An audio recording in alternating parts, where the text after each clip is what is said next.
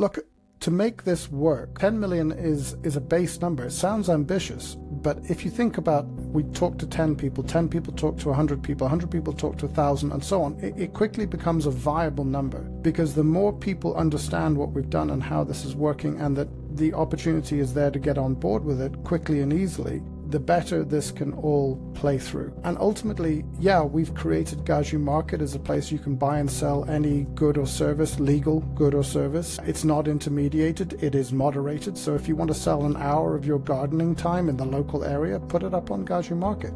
Earn Gajus that way. So all of the things to facilitate this we're trying to put in place, but ultimately 10 million people is the number that begins to turn the dial to say, actually, this is a global economy in emergence. You get to 100 million people and you become a G20 economy. And now, for the first time in thousands of years, people can actually have an alternative to a controlled economy. They can open a human economy by the people, for the people, and transact in that.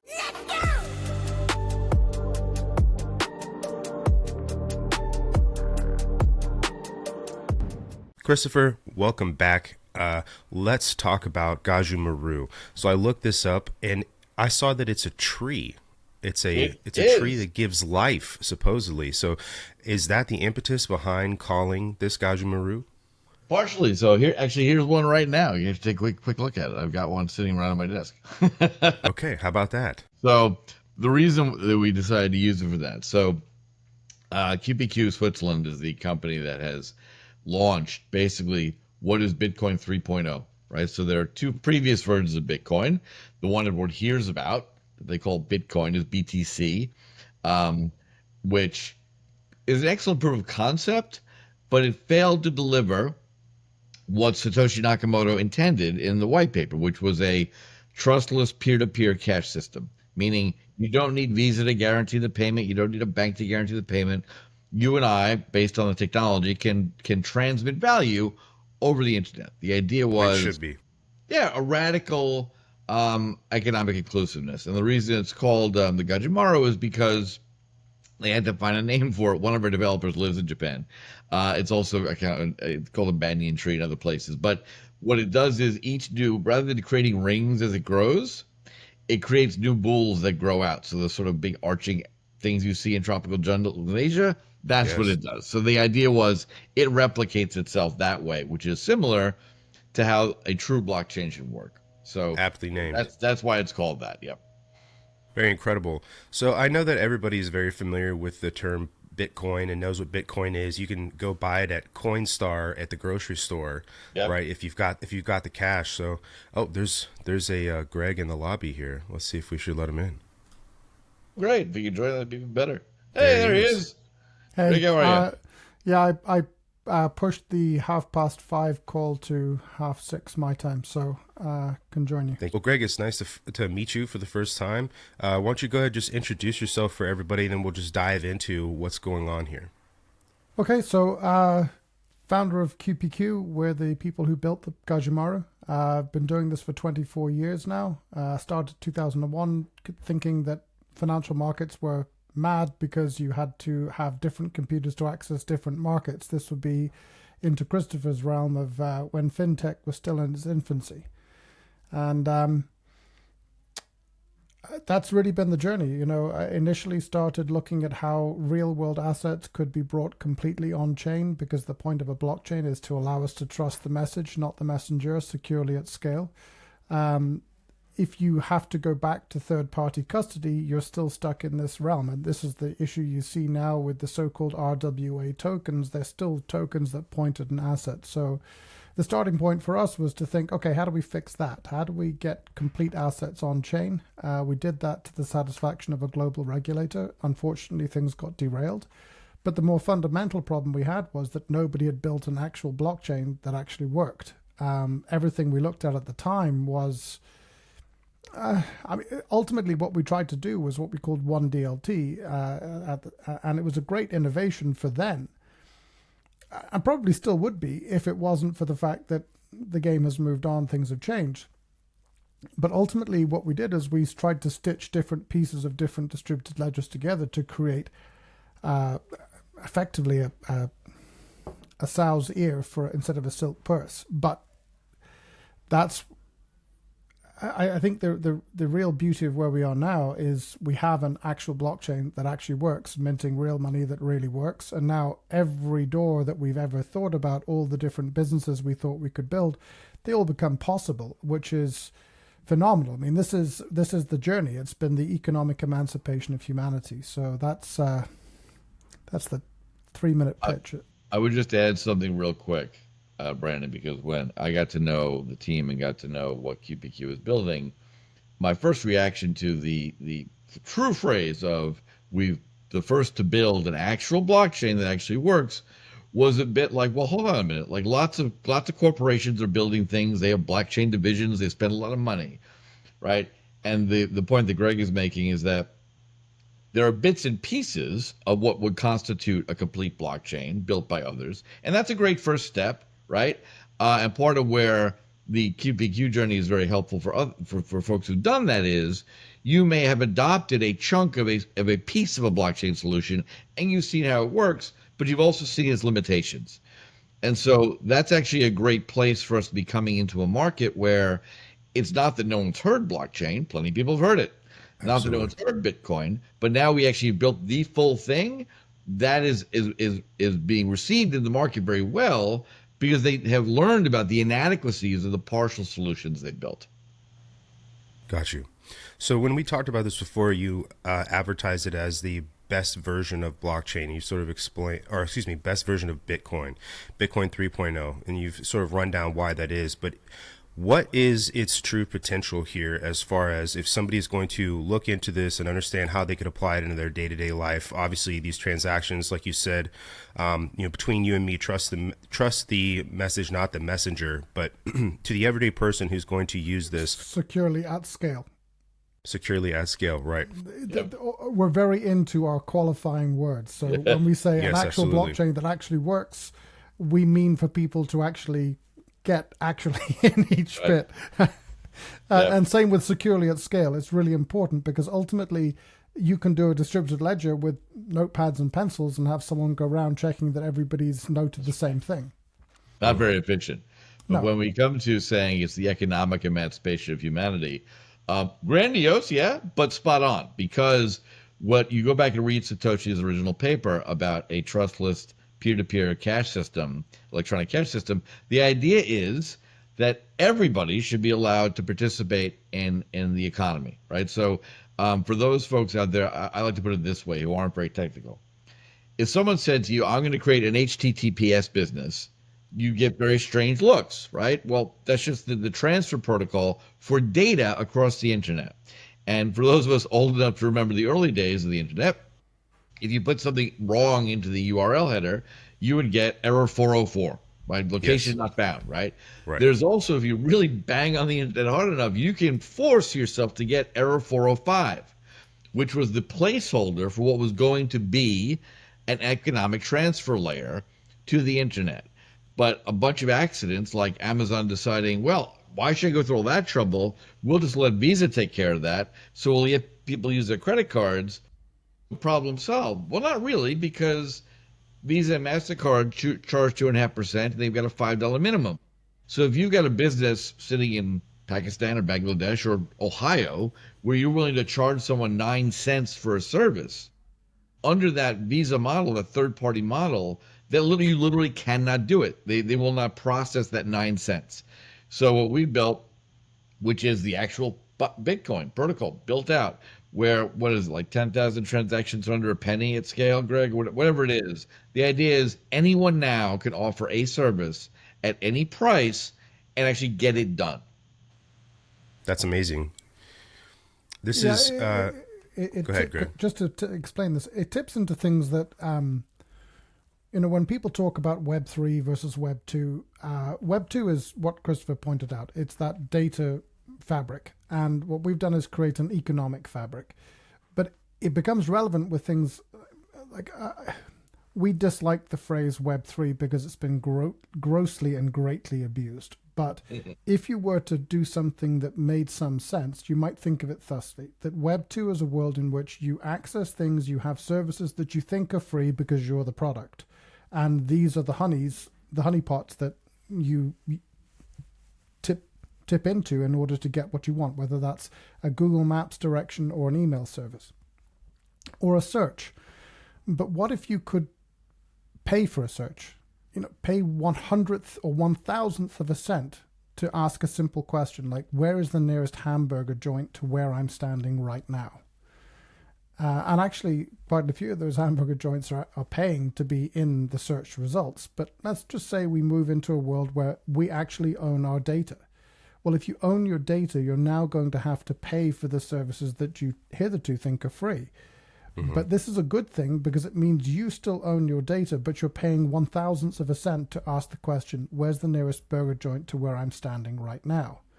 And one of the things that we're going to be pushing into the whole chain over the next 18 months is the ability to do data analytics like that with privacy at scale.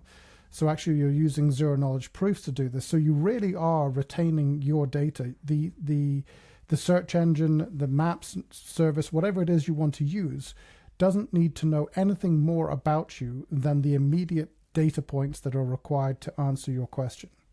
Mm-hmm. These are really significant step changes, and maybe more so for our generation and on, that we're more aware of the invasion of privacy. I don't know, but we have certainly traded our privacy for convenience. And what this offers is the ability to restore our data, but retain that convenience because such tiny payments being facilitated within the system are possible. So let me ask you this. You're developing something that's incredibly secure for people to protect their data. Like you said, this is a risk that everybody incurs when they go online. You give out your email address, anything like this. And recently I've been reading about how, this description on blockchain, or the future of blockchain, is sort of in danger with the future of quantum computing and the way quantum computing is able to hack blockchain. Is there anything that you can get into on that and how this will remain secure into the future as the way we compute things gets more advanced? A lot of what goes on around quantum computing is really it's clickbait. There's an awful lot of it that is quite some way off being a threat, where it is a threat and it's more immediate. I mean, for example, within the Gajumaru, we have the hooks to put quantum secure systems in place. It's not awesome. Something that we're doing out of the gate because actually it's really clunky, and it's still going to be clunky for a while. To some extent, with anything in life, it's probabilistic. So what are the chances of you being hacked by a quantum computer? Well, they're infinitesimally small, right? What are the chances of you being targeted? Because quantum computing is not like a web search where you can say, hey, find whoever's got a 10-word password and hack them, please. It's not like that. So the threat is more nuanced than it's made out to be, but we have got provisions in place to deal with it. I think when we talk about security, you actually hit upon the really interesting point is what do you hack? And this is where we've made the real step change. So at the very cornerstone of the idea that there's a separation between the Internet of Economics and the Internet of Data sits this simple point. The Internet of Data is about how you make a buying decision. It's where you do your research. It's where you look at the different websites. The Internet of Economics is where you actually transact. And we've made them very distinct things. So we built our wallet from scratch because every other wallet comes pre-hacked by the People's Liberation Army, the NSA, and GCHQ. And it's simple how they do that because they inject code into the libraries that are drawn upon for all the other wallets you see out there. Yep. So our team are a little bit freakish about this kind of thing, but that's freakish in a good way from a user perspective. Mm-hmm. So actually what we did to get rid of that, the biggest vector for attack is that web page that you're logging into with your login and password. We bend that. We do the whole thing off air-gapped optical systems, which run out of the secure enclave in your mobile phone, your laptop. And one day, we hope very soon, we'll actually be producing hardware systems that have a screen on one side, a camera on the other, and you can actually do all of the transactional throughputs optically. So with an optical confirmation as grids, and we this is on our demo on YouTube. It's the quid pro quo demo. We now call it Gaju Market, but that's what it was originally. And you can actually see us doing this transaction and confirming points along the way. And at no point does the person log in or create an account or have a password that can be hacked. None of the classical vectors exist. So in reality, to actually hack this, you have to literally be in between me and you in the optical plane. The real man in the middle. Yeah. Yeah. And most of the attack vectors are at those crossing points where you have to change between standard. It's kind of like the rail gauges in Europe were changed so that if you were trying to invade, you had to stop and switch over to another rail system, by which time you're already being defeated. That's one of the main things, is that we're not crossing between chains. We've got a full, final, complete chain that just works. Zut alors, we will stop these Germans at the border by making them change the train track, eh? Exactly. Don't Imagine bother those lines about... didn't work. No, you don't need those guns. We just change the train track. That's awesome. And it's functional. So Yeah, it worked.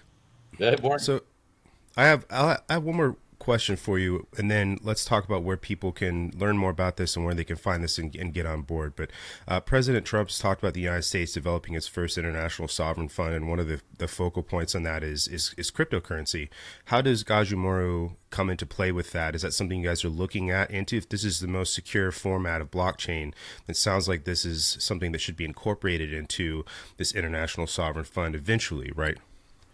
I'll grab that one first, and we'll see if we there's a on the plus side, we are delighted by the sort of laissez-faire but rational sort of regulatory ideas put forward by this administration, in sharp distinction from the previous administration, which unsurprisingly kind of showed a hostility to all things free market to begin with. So the sort of negative paranoia about crypto evinced by the SEC under Gary Gensler, I'm not saying it had no basis in reality, but they really focused on the scammers and the liars who tried to do pump and dump schemes and the rest of it. And by doing that, they tried to put in place highly restrictive preventive regulations and the usual sort of Washington, D.C. one size fits all, which means that it never fits anything idea. Whereas this administration coming in has been a little bit more clear about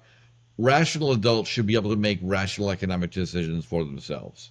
And so that's already being shown by a few different laws that are signed into place. When it comes down to, and this again, my opinion entirely, the reason sovereign wealth funds exist in other nations is they lack the deep voluntary capital markets the United States takes for granted. The U.S. does not need a sovereign wealth fund. All it's going to be is another plaything of politicians who I guarantee are instantly going to start lobbying for, no, that factory should be built in Ohio, not Texas, right? It is a terrible idea. And when it comes to what they've decided to do with Bitcoin that has already been seized, sadly, it's the thin edge of the wedge because politicians and bureaucrats can't keep their paws off of something they find attractive. So when we finally seize the stuff, and then what are they going to sell it? We're going to hold it? Who are we going to listen to? The government should just stay out of the markets, in my opinion. I don't know, Craig has a different view, but from an American standpoint, just leave us alone. Let the market build what they want to build, and that would be all I would want them to do. So I'd add a few things into this. Number one, let's start with the Trump administration. For the team and I, it was very much a case of we had a real trepidation. In Europe, the light of liberty has been switched off, apart from in Switzerland. Everywhere else, it's gone. You can get arrested and jailed for 3 years for saying hurty words to Keir Stalin, as I prefer to call him, in the UK. Stalin, I like that. Yep. If only he was half as smart as Stalin, it would be an advantage. But hey, so forgive me. Touché. So Trump's election was nothing short of a rekindling of light on the horizon, literally on the Western horizon, that hope remained. That hope remained for a libertarian agenda. The whole history of America is that basically the Americans were the Brits who really liked liberty and didn't like being ruled by a king an ocean away. And more to the point, who really embraced the ideas of capitalism and liberty that were being enunciated, being published around that time and in the century immediately prior. So the entire American story is one of libertarian capitalism. I think we've seen a lot of divergence for that toward a more corporatist message, and corporatism is I win, you lose. Capitalism is I win, you win, we win. I would be absolutely on the same page as Christopher that the minute you start hearing about sovereign wealth funds, you're hearing about a failed economic system, because that means that classical systems are not working and that somehow the state has got to step in. An exception to that might be Norway. But even in that context, actually, the sovereign wealth fund arguably has destroyed Norwegians investing in Norwegian businesses. Oh, awful. So I don't think the US needs this. And I personally am very wary of the direction this has been taking, because I look at the crypto summit, for example, and every single one of them, fake blockchains, fake broker dealers, fake exchanges. That should alarm people. I mean, when Christopher or I use the term exchange, it has real meaning, because to us, that's a multilateral trading facility that has other custodial operators within it, has a whole slew of regulatory permissions around it, so that where you are asked to trust, you trust with transparency in theory and with auditing. Look at the stablecoins. Tether has never even had an attestation. Circle at best has had an attestation, which is like a pinky promise that, yeah, we swear they've got the money. Okay, but what money? Because not all money is the same. A US 10-year T-bill is very different from a US dollar denominated Chinese junk bond. Not the same thing. And you know, we learned all this, if anybody hadn't got that memo, in the 2008 global financial crisis, which led to the creation of Bitcoin, or more to the point, led to aspects of the Bitcoin story finding a zeitgeist. In terms of what I think, look, our aim is to get at least 10 million people mining this before we exit whitelist mining. What is whitelist mining? Whitelist mining is where, when you're building a proof of work blockchain, a real one, not a fake one, not one that some VC in California has pretended started minting today after 3 years of development. That's all lies. There is a corner case in there somewhere. They're just hiding it from you. There's no corner case in our system.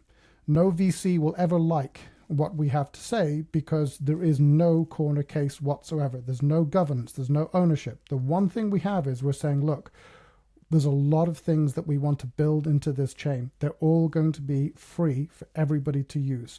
It's all GPL3 licensing, which basically means it's open source.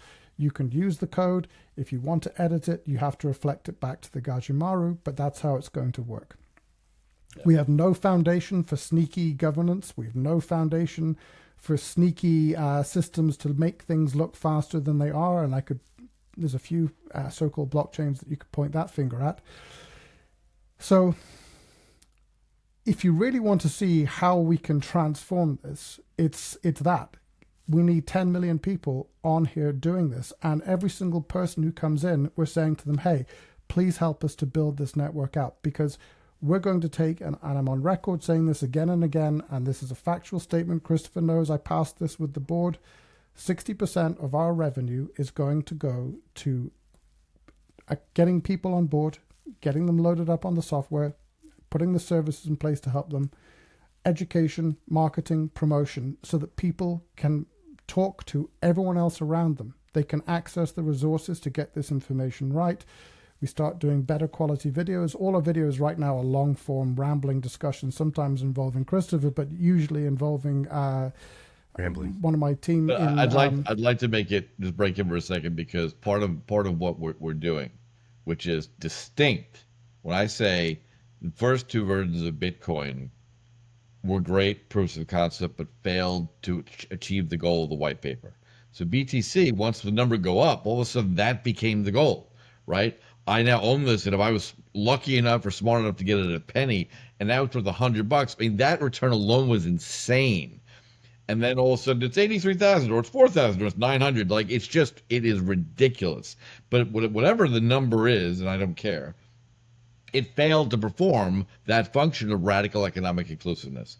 Recognizing that, about 8 years ago, BSV was born, Bitcoin Satoshi Vision, which is, again, same protocol, it's the same white paper, and they actually made some better progress in terms of implementing smart contracts, having tradability. They really moved that along, but they also kind of faltered because they kept a governance standard and the rest, meaning someone can control it. And what's incredibly important for the listeners to understand is we go into a lot of discussion about monetary theory. We're not going to. The point that gold was money for so long was, as J.P. Morgan talked about in his 1913 testimony to Congress, was gold is fixed. There's a fixed amount of gold spread throughout the earth, whether by God or the universe, don't care. There's a fixed amount of physical gold. The work that humans put in to locate it, qualify it, drill it, take it out, refine it, and turn it into gold. That work is what gives gold its inherent value, its inherent monetary value. You can't change that amount of gold in the planet. Similarly, the Gaju is just being minted straight out. 87 and a half years, the last one will be minted. They're divisible in many ways, but it meets that definition of money. Because if you're talking to anybody in crypto who does an airdrop, meaning they give it away, no one gives away money, right? They give away product that they hope you will then use to sell to turn into money for themselves. So we've created actual money, but on a blockchain that actually has all the things you need in it. You can define assets on it. You can have smart contracts. You can trade with people you do not know across the world without a third-party intermediary guaranteeing anything. That is the incredibly crucial thing. And to do that, the big thing we're doing that no one else has bothered to do, or they haven't done effectively at all, is to create that ecosystem composing of miners, who are the ones who validate transactions, users, company who builds stuff that uses the blockchain, and then there will be a trading market. There'll be an FX market, if you will. There'll be market making. And that's the main difference that we're focused on getting done. And everyone else is focused on, my coin is great, it goes up. Meaning, I can't wait to sell it all to a bunch of pigeons and walk away and buy a house in Puerto Rico. We're not doing that. We're building a real functioning monetary economic system. No, I love that, because this country, America, I mean, it's the country I know the most about, but decentralization and the way people do business, there's no reason why the government should come between you and I if I want to sell you something, or if I am going to perform a business or a service for you and you're going to pay me for that service. You and I are the only two people that need to be involved in that. And the more regulation there is, the more opportunity there is for you to lose money, for corruption, all these other things that go on with that. And I think that private business is one of the best inoculations to tyrannical government that we can have, because when you are doing it on your own, there's no need for the government to step in and do that for you. And I think people have lost sight of that.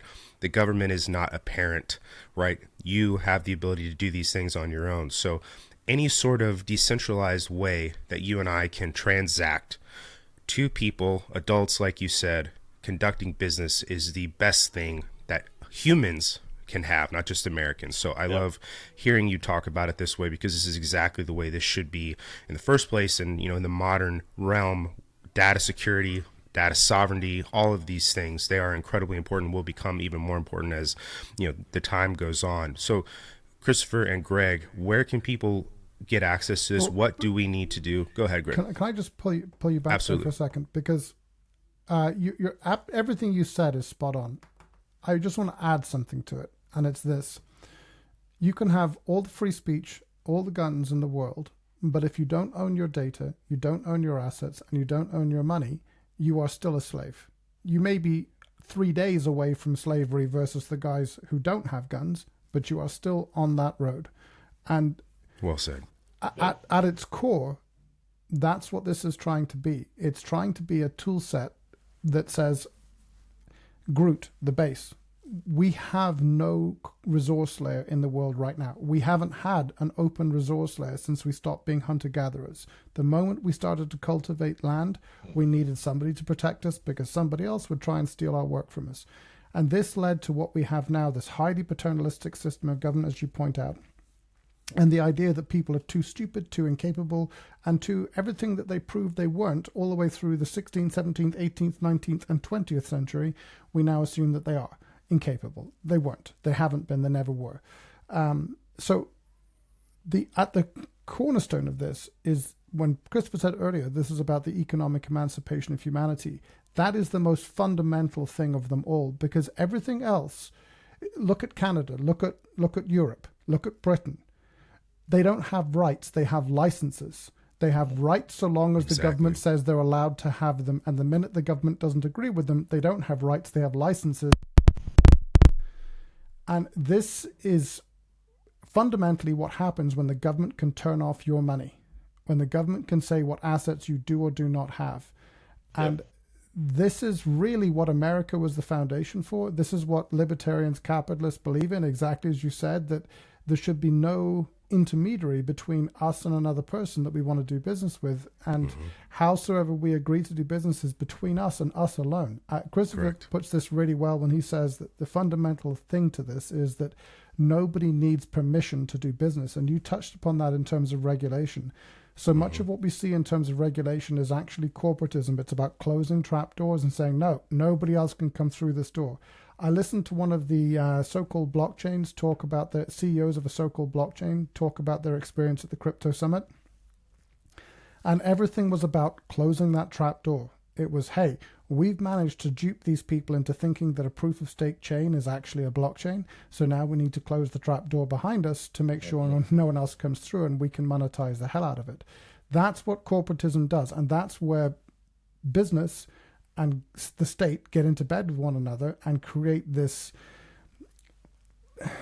I think the nicest way of putting it is it's a double-headed monster between the socialist, totalitarian, oppressive state and the corporatist agenda of maximizing wealth. So power and wealth in bed together leads to the rest of us being turned into slaves. And that fundamentally is what, I've been doing this for 24 years. It's cost me everything I have. It's damn near cost me my family. I've done that because I believed that this was so fundamental to our future, and that I said earlier that when Trump was elected, it was like the light of hope went back on. I don't care if people like or dislike Trump. At the heart of it was that this was a restoration of a government by the people, for the people. We talk about creating an economy by the people, for the people, because everything to date, there's no resource layer. It's all fractured, fragmented. The people who control the access points between those fragments get to monetize that connection, and they make outsized profits for doing it. Classic rent seeking. And the minute that their reach exceeds their grasp, which happens every 10 to 20 years, they get to socialize their risk and they print money. And when they print money to pay for these corporatist failures, to pay for socialist government policies, what you end up with is turning everybody else who doesn't have real assets into a pauper.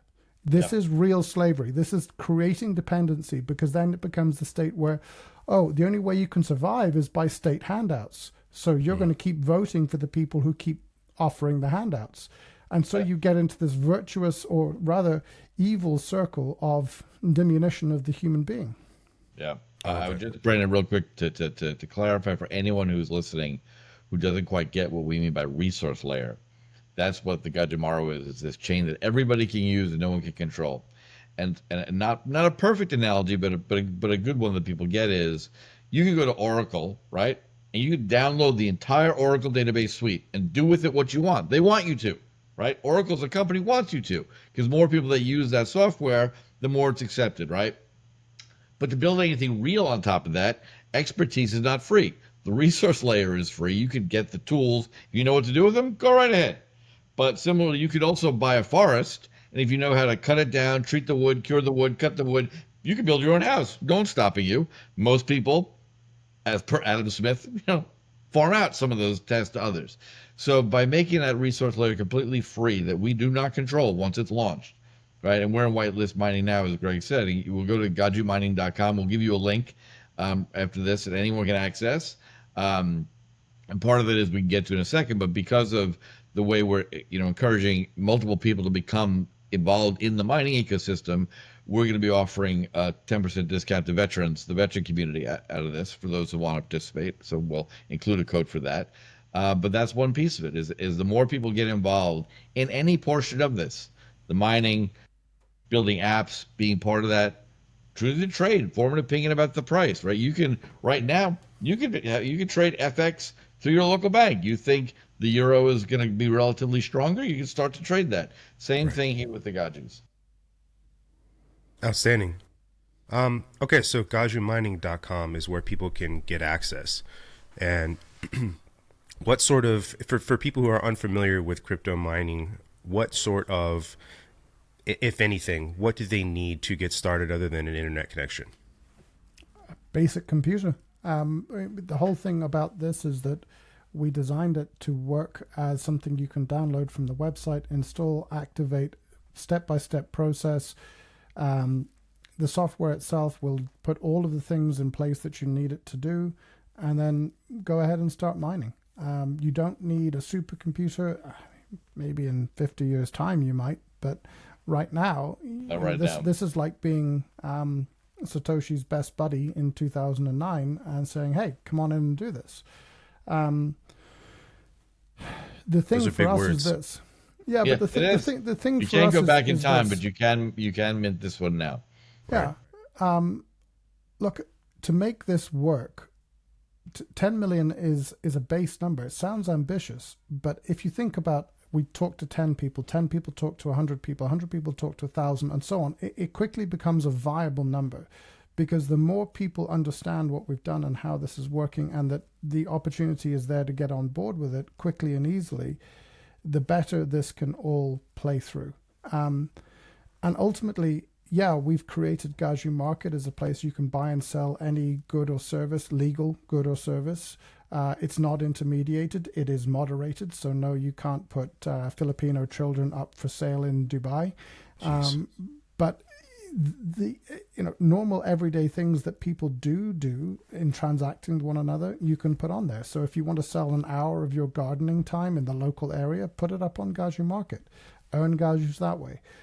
So all of the things to facilitate this, we're trying to put in place, but ultimately 10 million people is the number that begins to turn the dial to say, actually, this is a global economy in emergence. You get to 100 million people and you become a G20 economy. And now for the first time in thousands of years, people can actually have an alternative to a controlled economy. They can open a human economy by the people, for the people, and transact in that. Yep.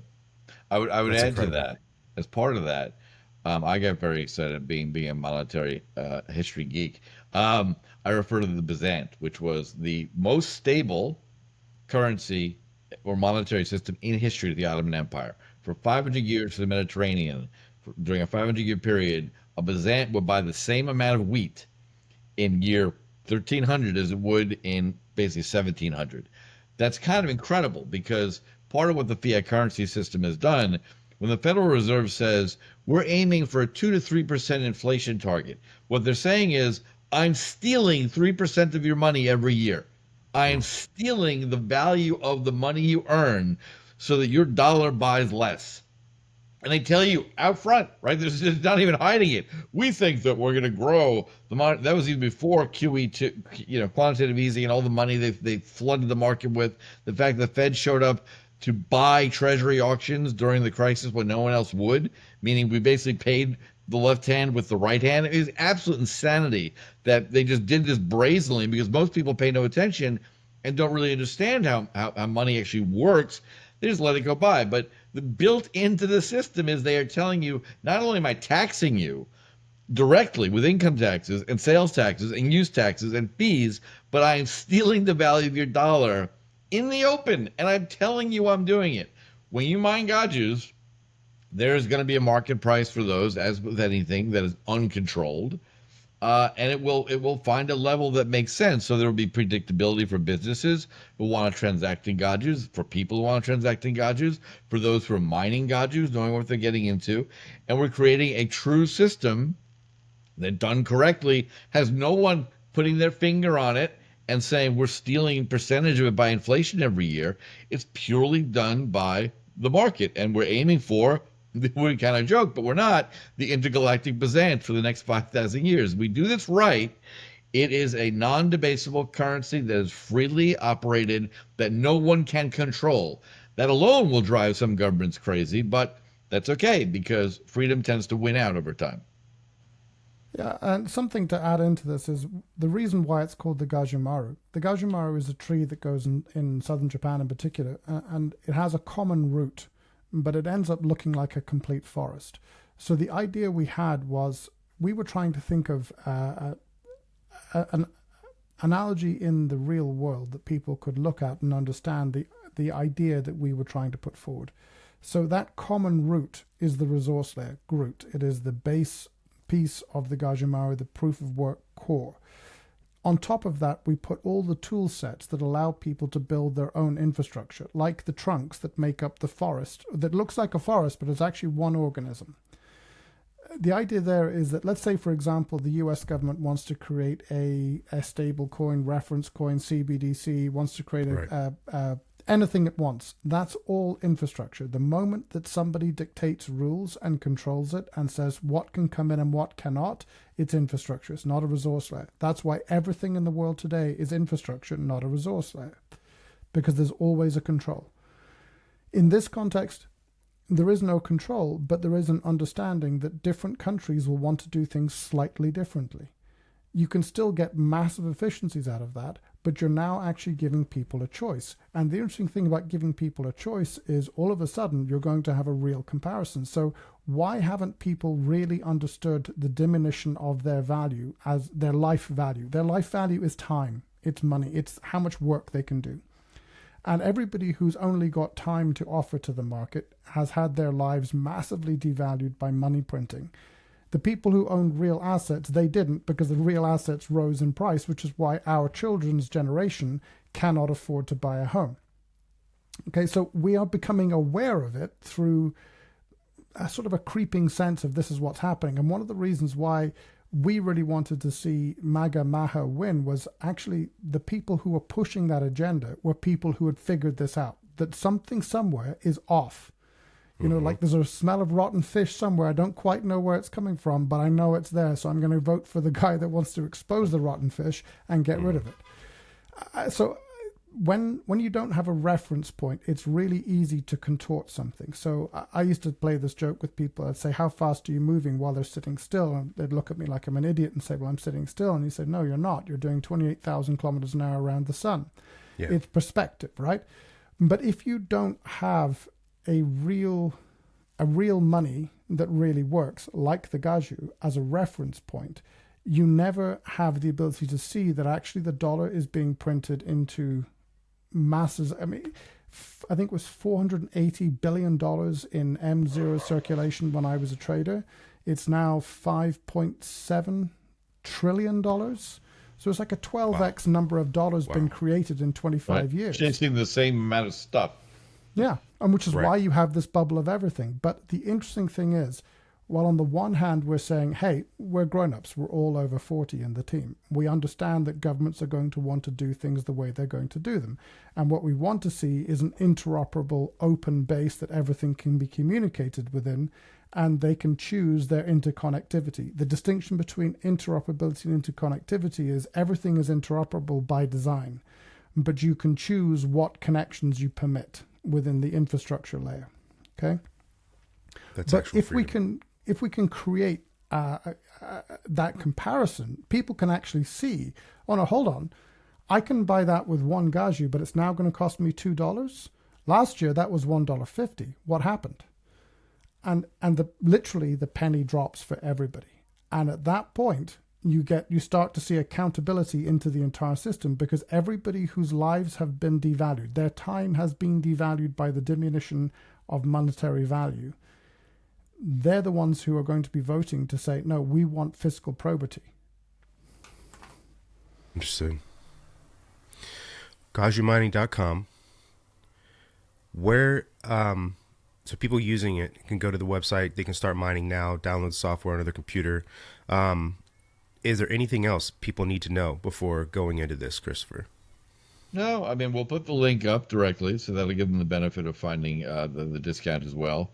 And there's a lot of material to read and a lot to go into. The team has striven really hard to make something that is fundamentally complex to build easy to operate. But that's one of the biggest things that really matters, is that you don't have to be a coder. You don't have to really know much of anything beyond know how to use a computer on any platform, Linux, Windows, Mac.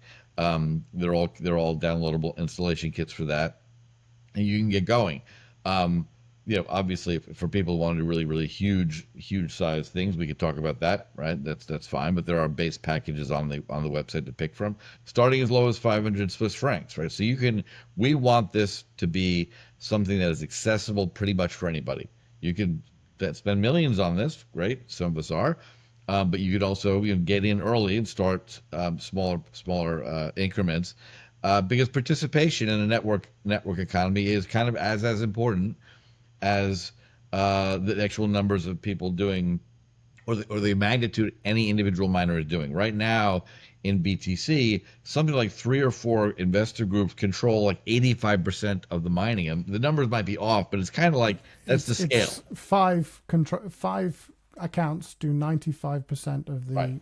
of Wow. the mining. With the whole point of, and for those folks who don't, they hear about it, they hear blockchain, one of the major uses that we've come across when talking to corporations about those who are going to use systems is, and there's kind of a confluence of cybersecurity with this, meaning that the by now sad joke is there are 2 types of companies in the world: those who have been hacked and those who don't know they've been hacked yet, right? But they have been hacked, they just don't know it.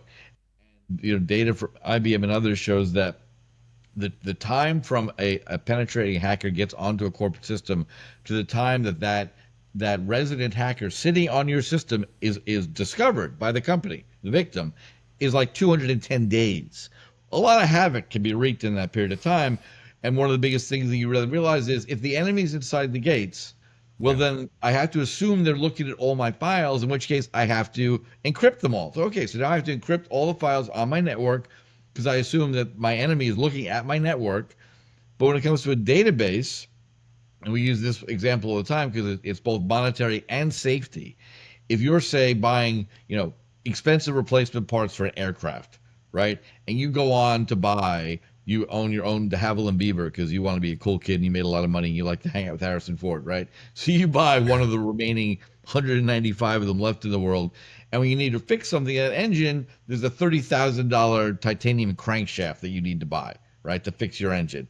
If there's one single database that controls all the availability in the world, well, you can bribe someone to get into that database and replace your $85 aluminum painted chrome part that was forged yesterday in China somewhere and sell them that part and make a huge amount of money. Well, that's bad enough because it's fraud, but also that part might blow apart midair and you're all going to die. So there are real world consequences to changing data points in a single database.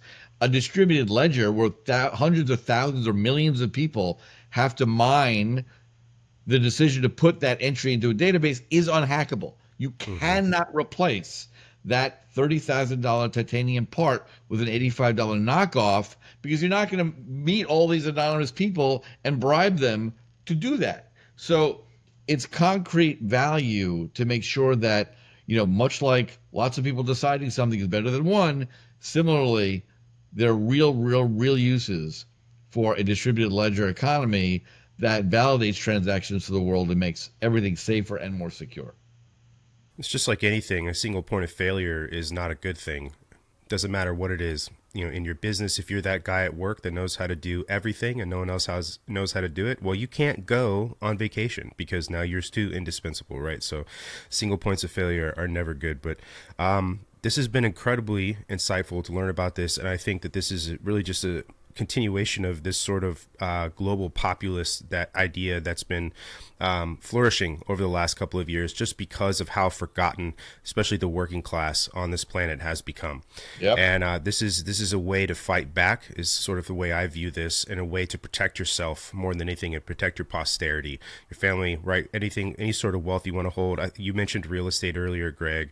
Owning a home is one of the greatest forms of passed downable generational wealth that the middle class has, and a way to store wealth. And that's under attack as well here in the United States could have a whole conversation about that. But just the protection of your data, your wealth, your family's generational wealth, all these things, if existing in a not non-single point of failure network, like you said, a way to deregulate, decentralize, and just you and me doing business as we see the ability to do business right is the greatest, like I said, inoculation to tyrannical government that you can find. So I really appreciate both your times. You guys are both incredibly smart. I'm a little underwater on a lot of the things you're talking about because I'm not this financial mind like you guys are, for sure.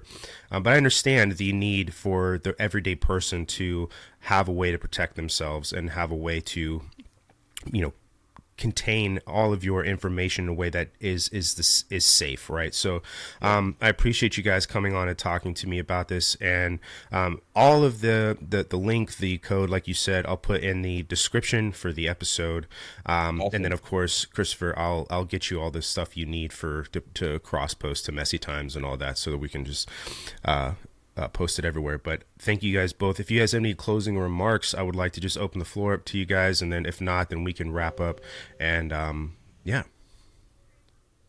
would just say thanks again for having us on, and you're too kind, but in essence, you grasped it, right? There are a lot of technical details here, and Lord Rothschild once said beautifully that there were 6 people on the planet that truly understand the nature of money, and none of them had very much of it.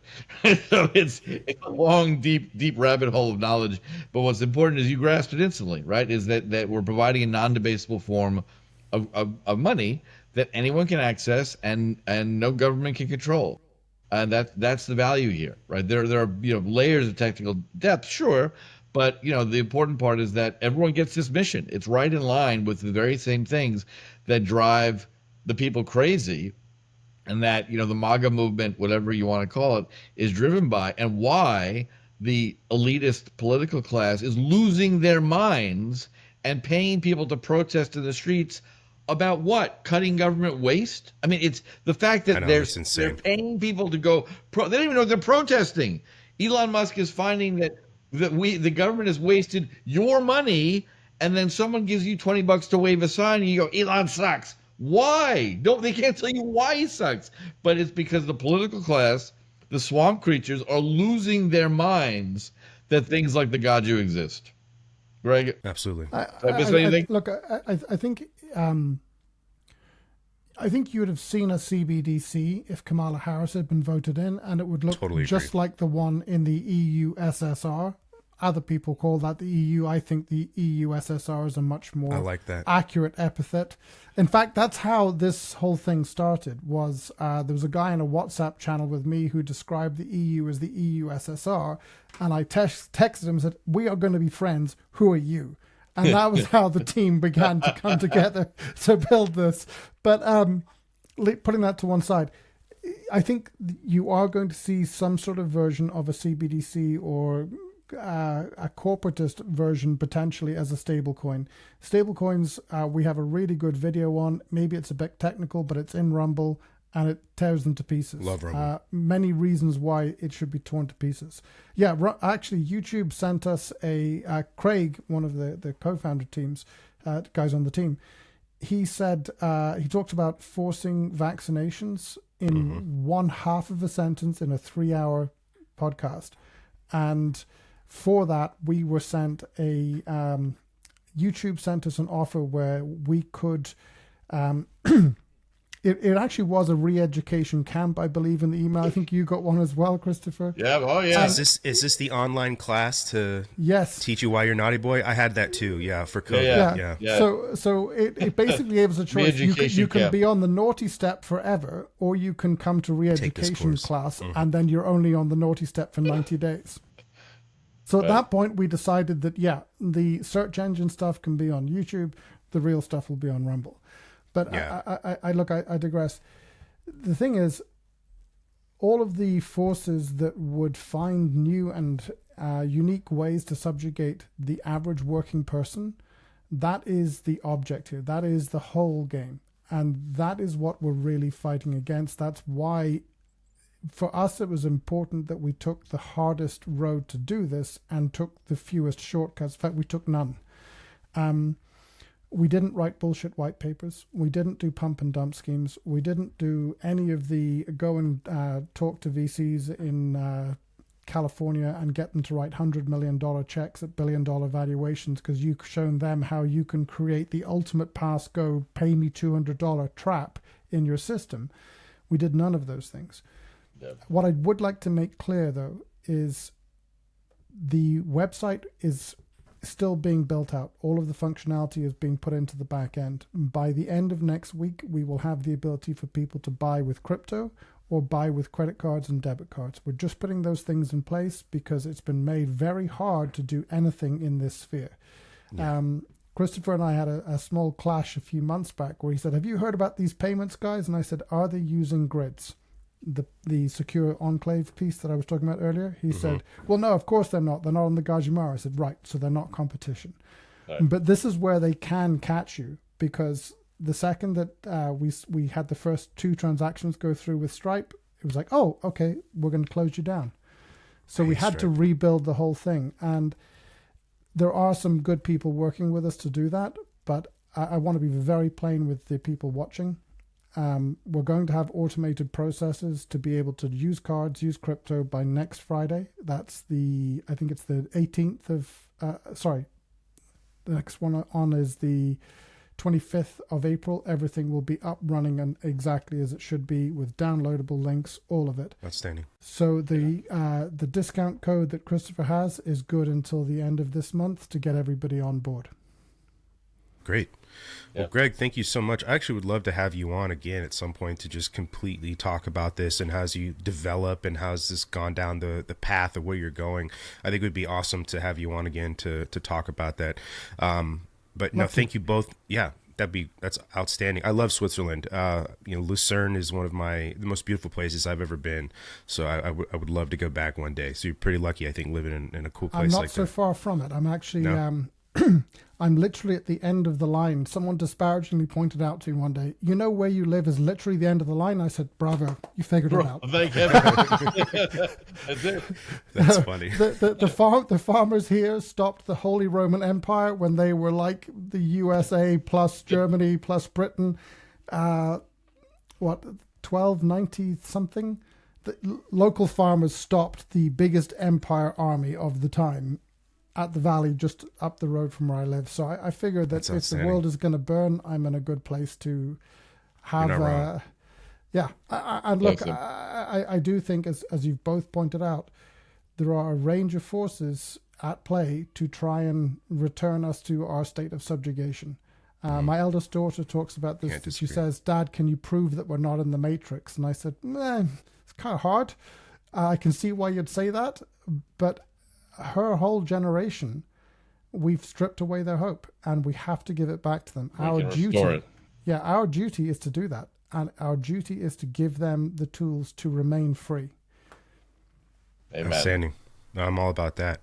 Well, thank you guys both for coming on and talking to me. Brandon. We'll get this out. Chris, I'll talk to you offline you bet. A little bit more, but thank you everybody for listening. Check the description for the information we talked about here in the podcast, and you both have outstanding days, evenings for you, Chris or Greg. So yeah, absolutely. God bless everybody. Take care. Talk soon. Thanks.